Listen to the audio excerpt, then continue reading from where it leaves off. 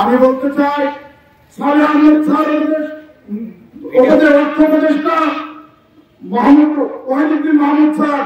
আপনাদের আপনার ক্ষমতায় যাওয়ার আগে আমরা শুনেছি,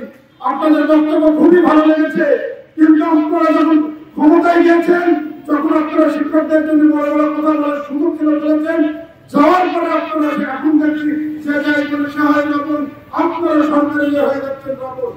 আপনাদের কাছে আর মুখে পুরো পাচ্ছেন, আপনারা আর শিক্ষকদের সেই কথা বলা দুর্দশার কথা আপনাদের মুখ দিয়ে শুনতে পাচ্ছি না।